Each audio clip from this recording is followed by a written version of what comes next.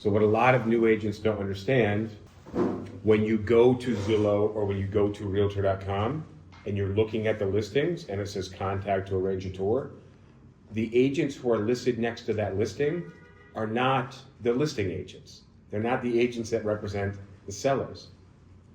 Okay? Those are agents that pay whatever platform, realtor.com or Zillow or Street Easy, they pay a monthly fee to be listed as a neighborhood expert. Whether they are a neighborhood expert or not is really the question. But that way, when the consumer goes to those websites, the consumer lands on a buyer's agent. Make sense? So the consumer probably thinks they're reaching out to the listing agent, but the listing agents represent whose interests? The seller. Okay? So what Zillow or Realtor.com or Street Easy does is they connect that person with their own rep, a buyer's rep. Now, a lot of new real estate agents, and this guy's looking at me with a funny face, may not even be aware of this. When you guys aren't signed in as an agent on those platforms, even if you sign up, but you sign up with the consumer page, you may not be signed up as an agent. When you're you have a buyer and you're trying to set up a showing, you might be reaching out to you're the buyer's agent, another buyer's agent, which is just stupid. So you got to make sure that you're logged in with an agent account.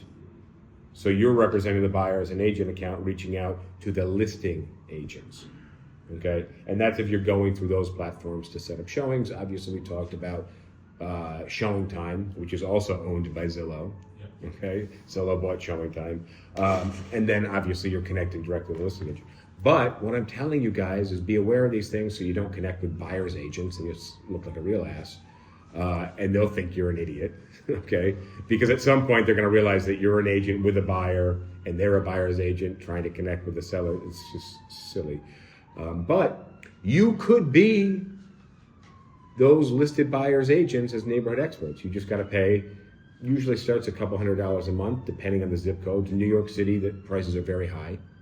But New Jersey or something like that, or different areas in Brooklyn or Queens or the Bronx, you might be able to get in for less than $200 per zip code.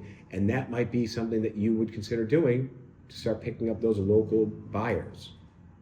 Right? Remember, a couple $100 a month really isn't that much money. You're investing in yourself. Okay?